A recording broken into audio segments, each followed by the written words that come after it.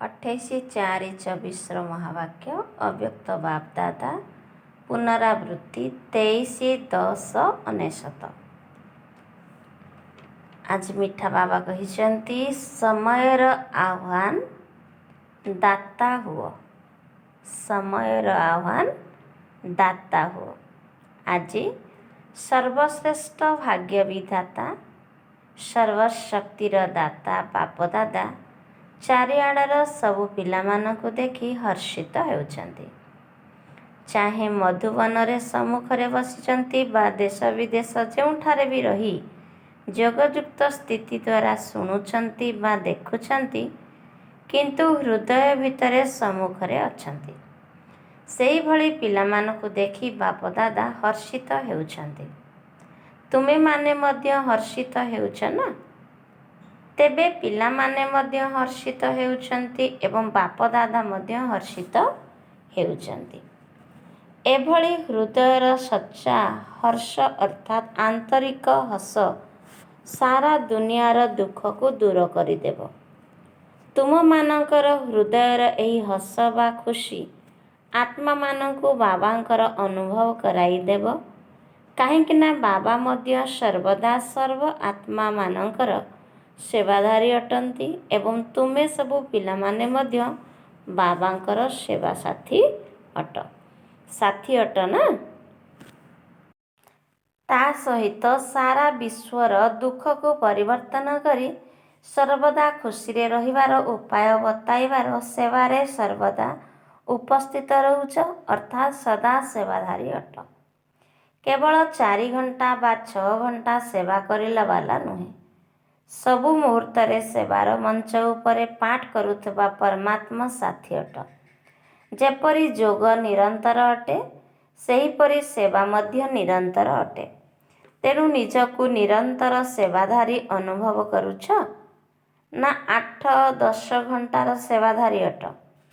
ଏହି ବ୍ରାହ୍ମଣ ଜନ୍ମ ହିଁ ହେଉଛି ଯୋଗ କରିବା ପାଇଁ ଏବଂ ସେବା କରିବା ପାଇଁ। ଏହା ବ୍ୟତୀତ ଆଉ କିଛି କରିବାର ଅଛି କି? ନାହିଁ ନା? ପ୍ରତିଟି ନିଶ୍ୱାସରେ ପ୍ରତି ମୁହୂର୍ତ୍ତରେ ଯୋଗ ଏବଂ ସେବା ଏକାଠି ଚାଲିଛି ନା? ସେବା କରିବାର ଘଣ୍ଟା ବା ସମୟ ଅଲଗା ଏବଂ ଯୋଗ କରିବା ଅଲଗା, ନୁହେଁ ନା? ଆଚ୍ଛା, ସନ୍ତୁଳନ ରଖିଛ ତ? ଯଦି 100% ସେବା ହେଉଛି, ତେବେ 100% ଯୋଗ ହେଉଛି ତ? ଉଭୟର ସନ୍ତୁଳନ ଅଛି ତ? ଏଥିରେ ଅନ୍ତର ଆସିଯାଉଛି। ବାବା କହୁଛନ୍ତି ଉଭୟର ସନ୍ତୁଳନ ଅଛି ତ? ଏଥିରେ ଅନ୍ତର ଆସିଯାଉଛି ନା? କର୍ମଯୋଗୀର ଅର୍ଥ ହେଲା କର୍ମ ଏବଂ ଯୋଗ, ସେବା ଏବଂ ଯୋଗ ଉଭୟର ସନ୍ତୁଳନ ସମାନ ସମାନ ରହିବା ଦରକାର। ଏମିତି ନୁହେଁ ଯେ କେତେବେଳେ ଯୋଗ ଅଧିକ ହୋଇଯାଉଥିବ ଏବଂ ସେବା କମ୍ ହୋଇଥିବ ବା ସେବା ଅଧିକ ଯୋଗ କମ୍ ହେଉଥିବ। ଯେପରି ଆତ୍ମା ଏବଂ ଶରୀର ଯେତେ ସମୟ ପର୍ଯ୍ୟନ୍ତ ଏହି ରଙ୍ଗମଞ୍ଚ ଉପରେ ଅଛନ୍ତି, ସେ ପର୍ଯ୍ୟନ୍ତ ଏକାଠି ରହିବେ ନା? ଅଲଗା ହୋଇପାରିବେ କି? ସେହିଭଳି ଯୋଗ ଏବଂ ସେବା ମଧ୍ୟ ଏକାଠି ରହିଥାଉ। ଯୋଗ ଅର୍ଥାତ୍ ବାବାଙ୍କ ସମାନ ହେବା ତଥା ନିଜର ସ୍ୱମାନର ମଧ୍ୟ ସ୍ମୃତିରେ ରହିବା। ଯେତେବେଳେ ବି ବାବାଙ୍କର ସ୍ମୃତି ରହୁଛି, ସେତେବେଳେ ସ୍ୱତଃ ଭାବରେ ନିଜର ସ୍ୱମାନରେ ମଧ୍ୟ ସ୍ମୃତି ରହୁଛି। ଯଦି ସ୍ୱମାନରେ ରହୁନାହଁ, ତେବେ ଯୋଗ ମଧ୍ୟ ଶକ୍ତିଶାଳୀ ହେଉନାହିଁ। ତେବେ ସ୍ୱମାନରେ ରହିବା ଅର୍ଥ ପିତାଙ୍କ ସମାନ ହେବା। ସମ୍ପୂର୍ଣ୍ଣ ରୂପରେ ସ୍ୱମାନରେ ରହିବା ହିଁ ବାପ ସମାନ ହେବା ଏବଂ ଏହିଭଳି ସର୍ବଦା ଯୋଗଯୁକ୍ତ ସ୍ଥିତିରେ ରହୁଥିବା ପିଲାମାନେ ସଦା ସର୍ବଦା ଦାତା ହୋଇଥିବେ। ନେତା ନୁହେଁ, ଦେବତାର ଅର୍ଥ ହେଲା ଦେଲାବାଲା। ତେଣୁ ଆଜି ବାପଦାଦା ସବୁ ପିଲାଙ୍କର ଦାତାପଣିଆର ସ୍ଥିତିକୁ ଚେକ୍ କରୁଥିଲେ ଯେ ଦାତାଙ୍କର ସନ୍ତାନମାନେ କେତେ ମାତ୍ରାରେ ଦାତା ହେଲେଣି। ଯେପରି ବାବା କେବେ ବି ନେବାର ସଂକଳ୍ପ କରିପାରିବେ ନାହିଁ, କେବଳ ଦେବାର ସଂକଳ୍ପ କରିଥାନ୍ତି। ଯଦିଓ କହୁଛନ୍ତି ତୁମର ପୁରୁଣା ସବୁକିଛି ଦେଇଦିଅ, ତେବେ ବି ମଧ୍ୟ ପୁରୁଣା ବଦଳରେ ନୂଆ ଦେଉଛନ୍ତି। ବାବାଙ୍କର ନେବା ଅର୍ଥ ଦେବା। ତେବେ ବର୍ତ୍ତମାନ ସମୟରେ ବାପଦାଦାଙ୍କୁ ପିଲାମାନଙ୍କର ଗୋଟିଏ ଟପିକ୍ ଅର୍ଥାତ୍ ଭାଷଣ କରିବାର ବିଷୟବସ୍ତୁ ବହୁତ ଭଲ ଲାଗିଲା, ଯାହାକି ବିଦେଶରେ ଟପିକ୍ ଅଟେ। ତାହା କ'ଣ ଜାଣିଛ? କଲ୍ ଅଫ୍ ଟାଇମ୍ ଅର୍ଥାତ୍ ସମୟର ଡାକରା। ତେବେ ବାପଦାଦା ଦେଖୁଥିଲେ ଯେ ପିଲାମାନଙ୍କ ପାଇଁ ସମୟର ଡାକରା କ'ଣ।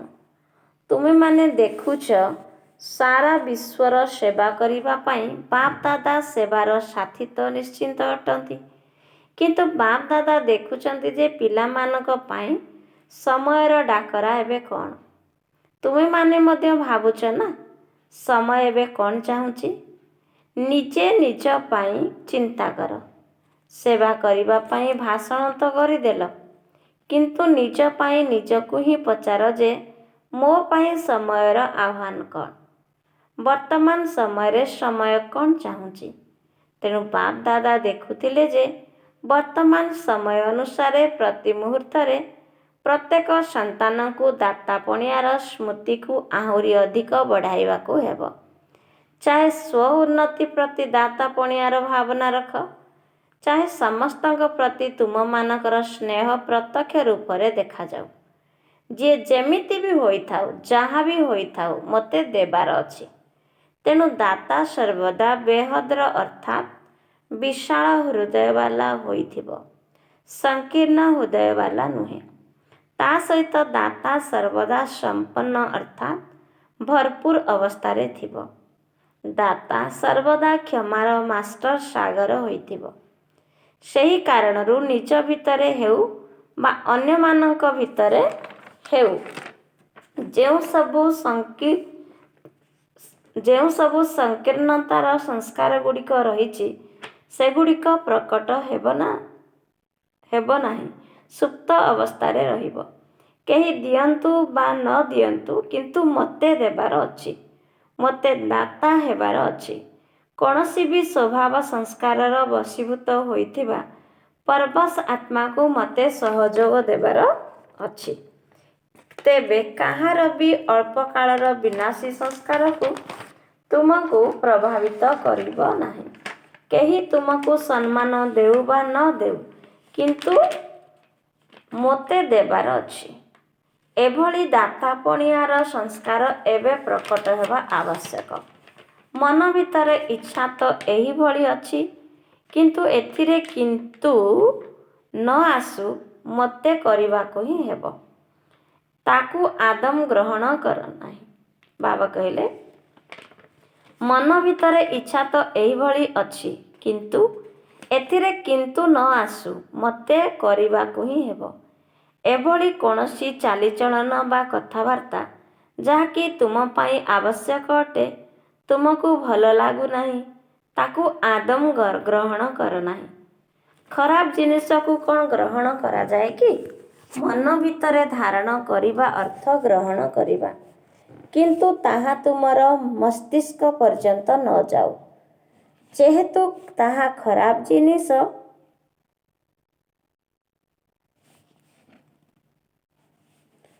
ବାବା କହିଲେ, ଯେହେତୁ ତାହା ଖରାପ ଜିନିଷ, କିଛି ଭଲ ଜିନିଷ ନୁହେଁ, ତେଣୁ ତାକୁ ଦିଲରେ ଅର୍ଥାତ୍ ହୃଦୟରେ ହେଉ ବା ଦିମାଗରେ ଅର୍ଥାତ୍ ମସ୍ତିଷ୍କରେ ହେଉ ସ୍ୱୀକାର କର ନାହିଁ, ଅର୍ଥାତ୍ ଧାରଣ କର ନାହିଁ।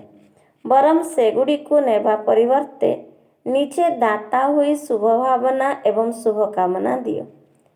କାହାଠାରୁ ନିଅ ନାହିଁ, କାହିଁକିନା ବର୍ତ୍ତମାନର ସମୟ ଅନୁସାରେ ଯଦି ତୁମର ଦିଲ ଏବଂ ଦିମାଗ ଅର୍ଥାତ୍ ମନ ବୁଦ୍ଧି ଖାଲି ନଥିବ, ଅର୍ଥାତ୍ ଫ୍ରି ନଥିବ, ତେବେ ତୁମେ ନିରନ୍ତର ସେବାଧାରୀ ହୋଇପାରିବ ନାହିଁ।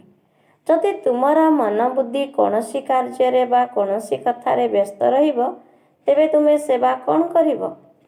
ତାହେଲେ ଲୌକିକ କାର୍ଯ୍ୟରେ ଯେପରିକି କିଏ 8 ଘଣ୍ଟା, କିଏ 10 ଘଣ୍ଟା କାର୍ଯ୍ୟ କରୁଛନ୍ତି, ଏଠାରେ ମଧ୍ୟ ସେହିଭଳି ହୋଇଯିବ। କିଏ 8 ଘଣ୍ଟାର ସେବାଧାରୀ, କିଏ 6 ଘଣ୍ଟାର ସେବାଧାରୀ, ନିରନ୍ତର ସେବାଧାରୀ ହୋଇପାରିବ ନାହିଁ।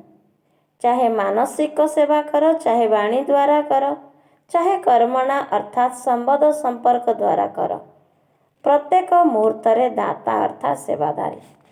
ମନ ବୁଦ୍ଧିକୁ ଖାଲି ରଖିବା ଦ୍ୱାରା ବାବାଙ୍କର ସେବାର ସାଥୀ ହୋଇପାରିବ। ହୃଦୟକୁ ସର୍ବଦା ସ୍ୱଚ୍ଛ ରଖିଲେ ନିରନ୍ତର ବାବାଙ୍କର ସେବା ସାଥୀ ହୋଇପାରିବ। ତୁମେ ସମସ୍ତେ ବାବାଙ୍କୁ କେଉଁ ପ୍ରତିଶ୍ରୁତି ଦେଇଛ? ସାଥିରେ ରହିବୁ, ସାଥିରେ ଯିବୁ। ଏହି ପ୍ରତିଶ୍ରୁତି ଦେଇଛ ନା? ନା ଆପଣ ଆଗରେ ଚାଲନ୍ତୁ କିନ୍ତୁ ଆମେ ପଛରେ ଆସିବୁ, ନୁହେଁ ନା? ସାଥିରେ ରହିବାର ପ୍ରତିଶ୍ରୁତି ଦେଇଛ ନା? ତେବେ ବାବା ସେବା ନ କରି ରହିପାରିବେ କି? ପିଲାମାନଙ୍କୁ ମନେ ନ ପକାଇ ମଧ୍ୟ ରହିପାରୁନାହାନ୍ତି। ବାବା ଯେତିକି ତୁମମାନଙ୍କର ସ୍ମୃତିରେ ରହୁଛନ୍ତି ସେତିକି ସ୍ମୃତି ବହୁତ ମେହନତ କରିବା ପରେ ତୁମମାନଙ୍କର ରହୁଛି। ଯଦିଓ ରହୁଛି କିନ୍ତୁ ବହୁତ ମେହନତ କରି ଧ୍ୟାନ ଦେବା ପରେ ଯାଇ ରହୁଛି। ଏହା ଛଡ଼ା ବାବାଙ୍କର ଆଉ କାମ କ'ଣ ଅଛି? ପରମ ଆତ୍ମା ପାଇଁ ତ ଆତ୍ମାମାନେ ହିଁ ସବୁ କିଛି ଅଟନ୍ତି। ଆତ୍ମାମାନଙ୍କ ଭିତରେ କ୍ରମ ଅନୁସାରେ ତ ନିଶ୍ଚିନ୍ତ ଅଛନ୍ତି। କିନ୍ତୁ ପିଲାମାନଙ୍କୁ ମନେ ନ ପକାଇ ବାବା ମଧ୍ୟ ରହିପାରିବେ ନାହିଁ। କ'ଣ ବାବା ପିଲାମାନଙ୍କୁ ମନେ ନ ପକାଇ ରହିପାରିବେ? ତୁମେମାନେ ରହିପାରିବ? କେବେ କେବେ ଚଗଲାମି କରି ବୁଦ୍ଧିକୁ ଏଣେତେଣେ ମଧ୍ୟ କରିଦେଉଛ। ତେବେ କ'ଣ ଶୁଣିଲ? ସମୟର ଆହ୍ୱାନ, ଦାତା ହୁଅ। ଏହା ବହୁତ ଆବଶ୍ୟକ। ସାରା ବିଶ୍ୱର ଆତ୍ମାମାନେ ମଧ୍ୟ ଡାକୁଛନ୍ତି, ହେ ଆମର ଇଷ୍ଟଦେବ ଇଷ୍ଟଦେବୀମାନେ। ଇଷ୍ଟ ତ ଅଟ ନା? କୌଣସି ନା କୌଣସି ରୂପରେ ସର୍ବ ଆତ୍ମାମାନଙ୍କ ପାଇଁ ଇଷ୍ଟ ଅଟ। ତେଣୁ ଏବେ ସବୁ ଆତ୍ମାମାନେ ଡାକ ଛାଡ଼ୁଛନ୍ତି, ହେ ଇଷ୍ଟଦେବ ଇଷ୍ଟଦେବୀମାନେ ଆମକୁ ପରିବର୍ତ୍ତନ କର। ଏହି ଡାକରା ଶୁଣାଯାଉଛି। ବାବା କହିଲେ, ଏହି ଡାକରା ଶୁଣାଯାଉଛି? ପାଣ୍ଡବମାନଙ୍କୁ ଶୁଣାଯାଉଛି? ଶୁଣିବା ପରେ ପୁଣି କ'ଣ କରୁଛ? ଯଦି ଶୁଣିପାରୁଛ ତେବେ ସେମାନଙ୍କୁ କିଛି ନା କିଛି ସୁରକ୍ଷା ଦେଉଛ ନା ଭାବୁଛ ହଁ ଦେଖିବା, କିଛି ଦେବା? ଆତ୍ମାମାନଙ୍କର ଡାକରା ଶୁଭୁଛି ତ? ତେବେ ସମସ୍ତଙ୍କୁ ସମୟର ଡାକରା କ'ଣ ତାହା ତ ଶୁଣାଉଛ, କିନ୍ତୁ ନିଜେ ଆତ୍ମାମାନଙ୍କର ଡାକରାକୁ କେବଳ ଶୁଣୁଛ। ତେଣୁ ହେ ଇଷ୍ଟଦେବ ଇଷ୍ଟଦେବୀମାନେ ଏବେ ନିଜର ଦାତାପଣିଆର ରୂପକୁ ପ୍ରତ୍ୟକ୍ଷ କର। ମୋତେ ଦେବାକୁ ହିଁ ହେବ। କୌଣସି ବି ଆତ୍ମା ଯେପରି ବଞ୍ଚିତ ନ ରହୁ, ନଚେତ୍ ଉଲୁଗୁଣାର ମାଳା ପିନ୍ଧିବାକୁ ପଡ଼ିବ। ଉଲୁଗୁଣା ଅର୍ଥାତ୍ ଅପବାଦ ତ ଦେବେ ନା? ତେବେ ତୁମେମାନେ ଉଲୁଗୁଣାର ମାଳା ପିନ୍ଧିବା ବାଲା ଇଷ୍ଟ ଅଟ ନା ଫୁଲମାଳା ପିନ୍ଧିଲା ବାଲା ଇଷ୍ଟ ଅଟ? କେଉଁଭଳି ଇଷ୍ଟ ଅଟ? ପୂଜ୍ୟ ଅଟ ନା? ଏମିତି ଭାବ ନାହିଁ ଯେ ଆମେ ତ ପଛରେ ଆସିଛୁ। ଯେଉଁମାନେ ବଡ଼ ବଡ଼ ସବୁ ଅଛନ୍ତି ସେଇମାନେ ହିଁ ଦାତା ହେବେ। ଆମେ କିପରି ହେବୁ? କିନ୍ତୁ ତାହା ନୁହେଁ, ସମସ୍ତଙ୍କୁ ଦାତା ହେବାକୁ ପଡ଼ିବ। ଯେଉଁମାନେ ପ୍ରଥମ ଥର ପାଇଁ ମଧୁବନକୁ ଆସିଛନ୍ତି ସେମାନେ ହାତ ଉଠାଅ। ଯେଉଁମାନେ ପ୍ରଥମ ଥର ଆସିଛନ୍ତି ସେମାନେ ଦାତା ହୋଇପାରିବେ ନା ଦ୍ୱିତୀୟ ତୃତୀୟ ବର୍ଷରେ ହେବେ? 1 ବର୍ଷ ବାଲା ଦାତା ହୋଇପାରିବେ? ହାଁଜି। କେହି କହିଲେ ହାଁଜି। ବହୁତ ବୁଦ୍ଧିମାନ ଅଟନ୍ତି। ବାପ ଦାଦା ପିଲାମାନଙ୍କର ସାହସ ପାଇଁ ସର୍ବଦା ଖୁସି ହେଉଛନ୍ତି, ଚାହେ 1 ମାସ ବାଲା ମଧ୍ୟ ହୋଇଥାଉ। ଏମାନେ 1 ବର୍ଷର ବା 6 ମାସର ମଧ୍ୟ ହୋଇଥିବେ। କିନ୍ତୁ ବାପ ଦାଦା ଜାଣିଛନ୍ତି ଯେ 1 ବର୍ଷ ବାଲା ହୁଅନ୍ତୁ କି 1 ମାସ ବାଲା ହୁଅନ୍ତୁ, 1 ମାସରେ ମଧ୍ୟ ନିଜକୁ ବ୍ରହ୍ମା କୁମାର ବା ବ୍ରହ୍ମା କୁମାରୀ ବୁଲାଉଛ ନା? ତେବେ ବ୍ରହ୍ମା କୁମାର ବା ବ୍ରହ୍ମା କୁମାରୀ ହେବା ଅର୍ଥ ବ୍ରହ୍ମା ବାବାଙ୍କର ସମ୍ପତ୍ତିର ଅଧିକାରୀ ହେବା। ବ୍ରହ୍ମାକୁ ନିଜର ପିତା ବୋଲି ସ୍ୱୀକାର କରିଲ ବୋଲି ତ ବ୍ରହ୍ମା କୁମାର କୁମାରୀ ହେଲ ନା? ତେବେ ବ୍ରହ୍ମା କୁମାର ଏବଂ ବ୍ରହ୍ମା କୁମାରୀ ଶିବ ପିତା ଏବଂ ବ୍ରହ୍ମା ପିତାଙ୍କର ସମ୍ପତ୍ତିର ଅଧିକାରୀ ହୋଇଗଲେ ନା? ନା 1 ମାସ ବାଲାଙ୍କୁ ସମ୍ପତ୍ତି ମିଳିବ ନାହିଁ? କ'ଣ 1 ମାସ ବାଲାଙ୍କୁ ସମ୍ପତ୍ତି ମିଳୁଛି? ଯେହେତୁ ସମ୍ପତ୍ତି ମିଳିଯାଇଛି ତେଣୁ ଦାନ ଦେବା ପାଇଁ ଦାତା ତ ହୋଇଥିବ ନା? ତେଣୁ ଯେଉଁ ସମ୍ପତ୍ତି ମିଳିଛି ତାକୁ ଦାନ କରିବା ତ ନିଶ୍ଚିନ୍ତ ଆରମ୍ଭ କରିବା ଦରକାର ନା। ଯଦି ନିଜର ପିତା ମନେ କରି ସମ୍ବନ୍ଧ ଯୋଡ଼ିଦେଲ ତେବେ ଗୋଟିଏ ଦିନରେ ମଧ୍ୟ ସମ୍ପତ୍ତି ନେଇପାରିବ। ଏମିତି ନୁହେଁ ଯେ ହଁ ବହୁତ ଭଲ କଥା, ଏଠାରେ କୌଣସି ଶକ୍ତି ଅଛି। ବୁଝିପାରୁଛ ଯେ ଏସବୁ ନୁହେଁ, ସନ୍ତାନ ହିଁ ସମ୍ପତ୍ତିର ଅଧିକାରୀ ହୋଇଥାଏ। ବୁଝିବା ବାଲା କି ଦେଖିଲା ବାଲା ନୁହେଁ। ଯଦି ଗୋଟିଏ ଦିନରେ ମଧ୍ୟ ଦିଲରେ ପିତା ବୋଲି ସ୍ୱୀକାର କରିନେଲ ତେବେ ସମ୍ପତ୍ତିର ଅଧିକାରୀ ହୋଇପାରିବ। ତୁମେମାନେ ତ ସମସ୍ତେ ଅଧିକାରୀ ଅଟ ନା। ତୁମେମାନେ ତ ବ୍ରହ୍ମାକୁମାର ଅଟ ନା। ନା ଏବେ ହେଉଛ, ହୋଇସାରିଛ, ନା ହେବା ପାଇଁ ଆସିଛ? କେହି ତୁମକୁ ବଦଳାଇ ଦେଇପାରିବେ ନାହିଁ ତ? ବ୍ରହ୍ମାକୁମାରୀ ହେବା ପରିବର୍ତ୍ତେ କେବଳ କୁମାରୀ ହୋଇଯିବ ଏକଥା ନୁହେଁ ତ? ତେବେ ବ୍ରହ୍ମାକୁମାର ଏବଂ ବ୍ରହ୍ମାକୁମାରୀ ହେବାରେ ଫାଇଦା କେତେ ମିଳୁଛି ଜାଣିଛ?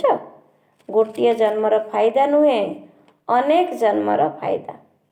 ପୁରୁଷାର୍ଥ ତ ଅଧା ଜନ୍ମ ବା ଚଉଠା ଜନ୍ମ କରୁଛ, କିନ୍ତୁ ପ୍ରାରବ୍ଧ ଅନେକ ଜନ୍ମର ପାଉଛ। ତେଣୁ ଫାଇଦା ହିଁ ଫାଇଦା ହେଲା ନା। ବାପ ଦାଦା ସମୟ ଅନୁସାରେ ବିଶେଷ କରି ଗୋଟିଏ କଥା ପ୍ରତି ସମସ୍ତଙ୍କର ଧ୍ୟାନ ଆକର୍ଷଣ କରାଉଛନ୍ତି। କାହିଁକି ନା ବାପ ଦାଦା ପିଲାମାନଙ୍କର ଫଳାଫଳକୁ ତ ଦେଖି ଚାଲିଛନ୍ତି ନା। ତେବେ ଫଳାଫଳ ରୂପରେ ଏହା ଦେଖିବାକୁ ମିଳିଲା ଯେ ପିଲାମାନଙ୍କ ଭିତରେ ସାହସ ବହୁତ ଭଲ ଅଛି, ଲକ୍ଷ୍ୟ ମଧ୍ୟ ବହୁତ ଭଲ ରଖିଛନ୍ତି। କିନ୍ତୁ ଲକ୍ଷ୍ୟ ଅନୁସାରେ ଲକ୍ଷଣକୁ ଧାରଣ କରିବାରେ ଅନ୍ତର ରହିଛି। ଲକ୍ଷ୍ୟ ତ ସମସ୍ତଙ୍କର ନମ୍ବର 1 ଅଟେ। ଯାହାକୁ ବି ପଚାରିବ ତୁମର ଲକ୍ଷ୍ୟ 21 ଜନ୍ମର ରାଜ୍ୟଭାଗ୍ୟ ନେବାର, ସୂର୍ଯ୍ୟବଂଶୀ ହେବାର ନା ଚନ୍ଦ୍ରବଂଶୀ ହେବାର, ତେବେ ସମସ୍ତେ କେଉଁଥିରେ ହାତ ଉଠାଇବେ? ସୂର୍ଯ୍ୟବଂଶୀ ହେବାରେ ନା। ଏମିତି କେହି ଅଛନ୍ତି ଯିଏକି ଚନ୍ଦ୍ରବଂଶୀ ହେବାକୁ ଚାହୁଁଛନ୍ତି? କେହି ନାହାନ୍ତି। ଜଣେ ହିଁ ହାତ ଉଠାଇଛନ୍ତି, ଭଲ କଥା, ନଚେତ୍ ସେହି ଆସନଟି ଖାଲି ରହିବ। ତେଣୁ ସମସ୍ତଙ୍କର ଲକ୍ଷ୍ୟ ବହୁତ ଭଲ, କିନ୍ତୁ ଲକ୍ଷ୍ୟ ଏବଂ ଲକ୍ଷଣର ସମାନ। ବାବା କହୁଛନ୍ତି କିନ୍ତୁ ଲକ୍ଷ୍ୟ ଏବଂ ଲକ୍ଷଣର ସମାନ ତା ଉପରେ ଧ୍ୟାନ ଦେବା ଜରୁରୀ ଅଟେ। ଏହାର କାରଣ କ'ଣ? ଯେଉଁ କଥା ଆଜି ଶୁଣାଇଲୁ, କେବେ କେବେ ଦାତା ବଦଳରେ ନେତା ହୋଇଯାଉଛ। ଏହା ହେଉ, ଇଏ କରୁ, ଇଏ ସାହାଯ୍ୟ କରୁ, ଇଏ ବଦଳିଲେ ମୁଁ ବଦଳିବି, ଏହି କଥା ଠିକ୍ ହେଲେ ଯାଇ ମୁଁ ଠିକ୍ ହେବି, ଏସବୁ ହେଲା ନେତା ହେବାର କଥା, ଦାତା ପଣିଆର କଥା ନୁହେଁ। କେହି କିଛି ଦେଉ ବା ନ ଦେଉ, ବାବା ତ ସବୁ କିଛି ଦେଇଛନ୍ତି। କ'ଣ ବାବା କାହାକୁ ବହୁତ କାହାକୁ କମ୍ ଦେଉଛନ୍ତି କି? ଗୋଟିଏ ହିଁ ପାଠପଢ଼ା ଅଟେ ନା। ଚାହେ 60 ବର୍ଷ ବାଲା ହୋଇଥାଉ କି 1 ମାସ ବାଲା ହୋଇଥାଉ, ପାଠପଢ଼ା ତ ଗୋଟିଏ ନା। 60 ବର୍ଷ ବାଲାଙ୍କ ପାଇଁ ଅଲଗା ପାଠପଢ଼ା, 1 ମାସ ବାଲାଙ୍କ ପାଇଁ ଅଲଗା ପାଠପଢ଼ା ନାହିଁ ନା। ସେମାନେ ମଧ୍ୟ ସେଇ ପାଠ ପଢ଼ିଛନ୍ତି ଏବଂ ଏବେ ମଧ୍ୟ ସେଇ ପାଠ ପଢ଼ାଯାଉଛି। ସେହି ଜ୍ଞାନ, ସେହି ସ୍ନେହ, ସେହି ସର୍ବଶକ୍ତି ସବୁକିଛି ଏକା ଭଳି। ସେମାନଙ୍କୁ 16ଟି ଶକ୍ତି, ଏମାନଙ୍କୁ 8ଟି ଶକ୍ତି ତ ନୁହେଁ। ସମସ୍ତଙ୍କ ପାଇଁ ଏକା ଭଳି ସମ୍ପତ୍ତି ମିଳୁଛି। ତେଣୁ ଯେବେ କି ବାବା ସମସ୍ତଙ୍କୁ ଭରପୁର କରି ଦେଇଛନ୍ତି, ତେବେ ଭରପୁର ଆତ୍ମା ତ ଦାତା ହୋଇଥାଏ, ନେବା ବାଲା ନୁହେଁ। ମୋତେ ଦେବାର ଅଛି। କେହି ଦେଉ କି ନ ଦେଉ, ସେମାନେ ନେବାର ଇଚ୍ଛୁକ ନଥାନ୍ତି, ଦେବାର ଇଚ୍ଛୁକ ଥାନ୍ତି। ଏବଂ ତୁମେ ଦାତା ହୋଇ ଯେତେ ଯେତେ ଦେଇ ଚାଲିଥିବ, ସେହି ଅନୁସାରେ ତୁମର ବଢ଼ି ବଢ଼ି ଚାଲିଥିବ। ଧରିନିଅ ତୁମେ କାହାକୁ 100 ମାନ ଦେଲ, ତେବେ ଅନ୍ୟକୁ ଦେବା ଅର୍ଥ ନିଜର 100 ମାନକୁ ବଢ଼ାଇବା। ତେଣୁ ତାହା ଦେବା ହୁଏ। ବାବା କହୁଛନ୍ତି ତେଣୁ ତାହା ଦେବା ହୁଏ ନାହିଁ ବରଂ ନେବା ହୋଇଯାଏ। ତେଣୁ ନିଅ ନାହିଁ ଦିଅ, ସେଥିରେ ଆପେ ଆପେ ନେବା ହୋଇଯିବ। ତେଣୁ ବୁଝିପାରିଲ ସମୟର ଡାକରା ବା ଆହ୍ୱାନ କ'ଣ? କ'ଣ? ଦାତା ହୁଅ। କେବଳ ଗୋଟିଏ ଶବ୍ଦ ମନେ ରଖ, ଯାହା ବି ହୋଇଯାଉ ଦାତା। ଦାତା ଶବ୍ଦକୁ ସର୍ବଦା ମନେ ରଖିଥାଅ। ଇଚ୍ଛା ମାତ୍ରର ଅବିଦ୍ୟା। ନା ସୂକ୍ଷ୍ମରେ ନେବାର ଇଚ୍ଛା, ନା ସ୍ଥୂଳରେ ନେବାର ଇଚ୍ଛା। ଦାତାର ଅର୍ଥ ହେଲା ଇଚ୍ଛା ମାତ୍ରଂ ଅବିଦ୍ୟା, ସଦା ସମ୍ପନ୍ନ। କୌଣସି ପ୍ରକାରର ଅପ୍ରାପ୍ତିର ଅନୁଭବ ହେଉନଥିବ, ଯାହାକୁ ପାଇବାର ଇଚ୍ଛା ହେଉଥିବ। ସର୍ବପ୍ରାପ୍ତି ସମ୍ପନ୍ନ ଆତ୍ମା। ତେବେ ତୁମମାନଙ୍କର ଲକ୍ଷ୍ୟ କ'ଣ? ସମ୍ପନ୍ନ ହେବାର ଲକ୍ଷ୍ୟ ରଖିଛ ନା? ନା ଯେତିକି ମିଳିଗଲା ବି ଚଳିବ? ତେବେ ସମ୍ପନ୍ନ ହେବା ହିଁ ସମ୍ପୂର୍ଣ୍ଣ ହେବା। ଆଜି ବିଦେଶୀମାନଙ୍କୁ ବିଶେଷ ସୁଯୋଗ ମିଳିଛି, ଭଲ କଥା। ପ୍ରଥମ ସୁଯୋଗ ବିଦେଶୀମାନେ ନେଇଛନ୍ତି। ଗେହ୍ଲା ଅଟନ୍ତି ନା? ଅନ୍ୟ ସମସ୍ତଙ୍କୁ ମନା କରାଯାଇଛି, କିନ୍ତୁ ବିଦେଶୀମାନଙ୍କୁ ନିମନ୍ତ୍ରଣ ଦିଆଯାଇଛି। ବାପ ଦାଦା ତ ସବୁ ପିଲାମାନଙ୍କୁ ମନେ ପକାଉଛନ୍ତି।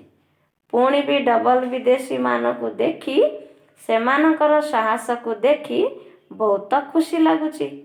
ଏବେ ଆଉ ପୂର୍ବ ଭଳି ହଲଚଲରେ ଆସୁନାହାନ୍ତି। ଏବେ ଫରକ ଆସିଗଲାଣି।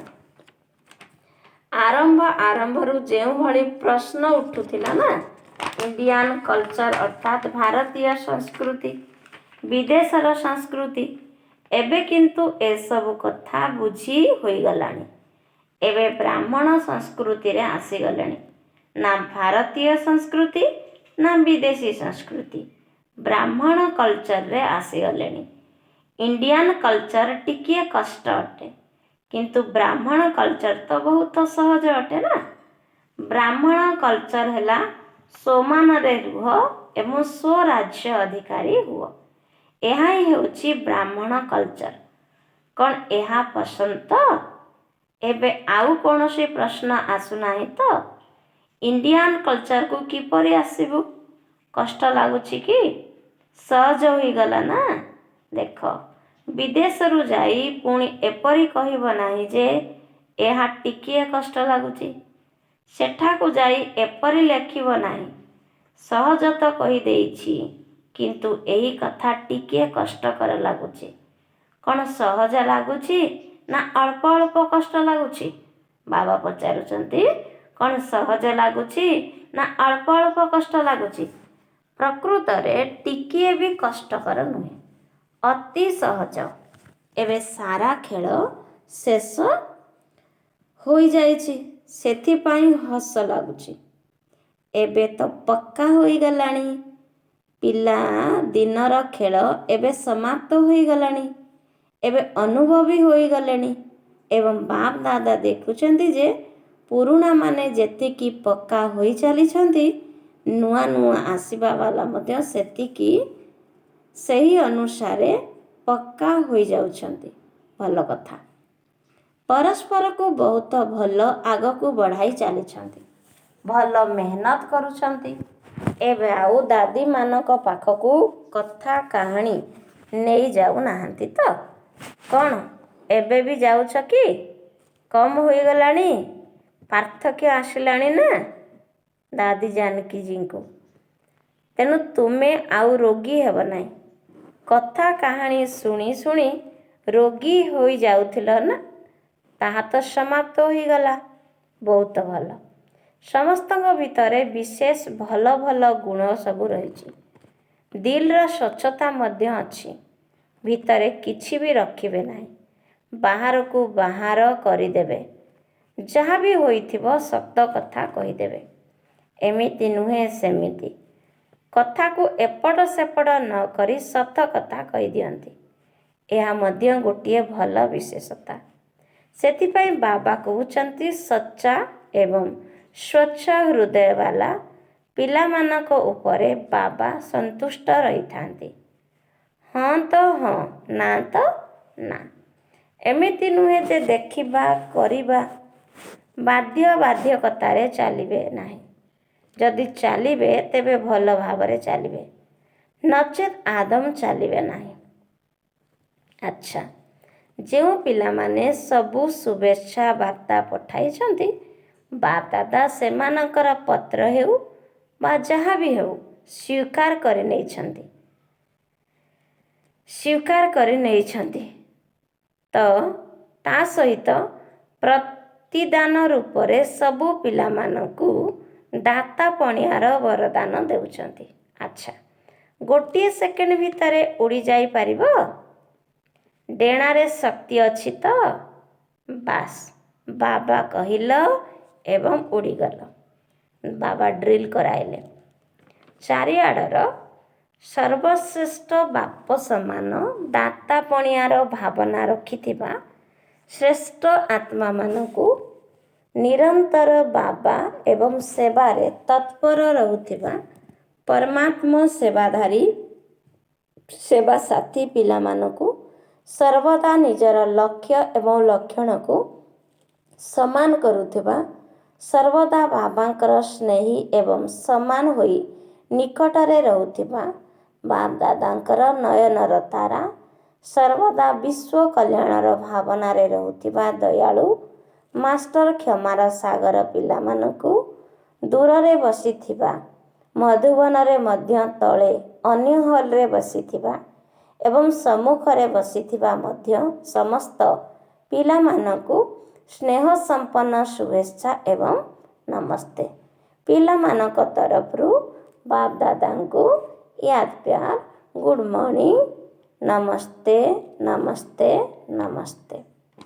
ଆଜି ବାବାଙ୍କର ବରଦାନ ଅଛି, ଦିଲ୍ ଭିତରେ ଏକମାତ୍ର ଦିଲାରାମ ବାବାଙ୍କୁ ସମାହିତ କରି ଜଣଙ୍କ ସହିତ ସର୍ବସମ୍ବଦର ଅନୁଭୂତି କରୁଥିବା ସନ୍ତୁଷ୍ଟ ଆତ୍ମା ଭବ।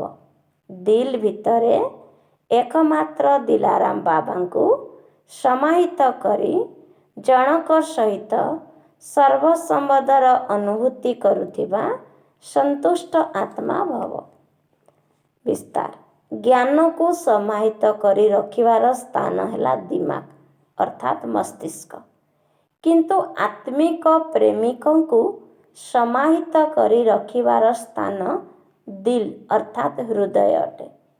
କେହି ଆଶିକ୍ ଅର୍ଥାତ୍ ପ୍ରେମିକା ଅଧିକ ବୁଦ୍ଧିମାନ ହେବା ପାଇଁ ଚେଷ୍ଟା କରୁଛନ୍ତି, କିନ୍ତୁ ବାପ୍ ଦାଦା ସଚ୍ଚା ହୃଦୟବାନ ପିଲାମାନଙ୍କ ଉପରେ ସନ୍ତୁଷ୍ଟ ରହିଥାନ୍ତି। ସେଥିପାଇଁ ଦିଲ୍ର ଅନୁଭବ ଦିଲ୍ ଜାଣେ ଏବଂ ଦିଲାରାମ ଜାଣନ୍ତି। ଯେଉଁମାନେ ଦିଲ୍ର ସହିତ ସେବା କରନ୍ତି ବା ମନେ ପକାଇଥାନ୍ତି, ସେମାନଙ୍କୁ ମେହନତ କମ୍ କିନ୍ତୁ ସନ୍ତୁଷ୍ଟତା ଅଧିକ ମିଳିଥାଏ। ଦିଲ୍ ବାଲା ପିଲାମାନେ ସର୍ବଦା ସନ୍ତୁଷ୍ଟତାର ଗୀତ ଗାଇଥାନ୍ତି। ସେମାନଙ୍କୁ ସମୟ ଅନୁସାରେ ଜଣକଠାରୁ ସର୍ବସମ୍ବଦର ଅନୁଭୂତି ହୋଇଥାଏ। ଆଚ୍ଛା, ଆଜିର ସ୍ଲୋଗାନ ଅଛି, ଯଦି ଅମୃତ ବେଳାରେ ସ୍ୱଚ୍ଛ ବୁଦ୍ଧି ହୋଇ ଯୋଗରେ ବସିବ, ତେବେ ସେବାର ନୂଆ ନୂଆ ବିଧି ଅନୁଭବ ହେବ। ଯଦି ଅମୃତ ବେଳାରେ ସ୍ୱଚ୍ଛ ବୁଦ୍ଧି ହୋଇ ଯୋଗରେ ବସିବ, ତେବେ ସେବାର ନୂଆ ନୂଆ ବିଧି ଅନୁଭବ ହେବ। ଆଚ୍ଛା, ଓମ୍ ଶାନ୍ତି।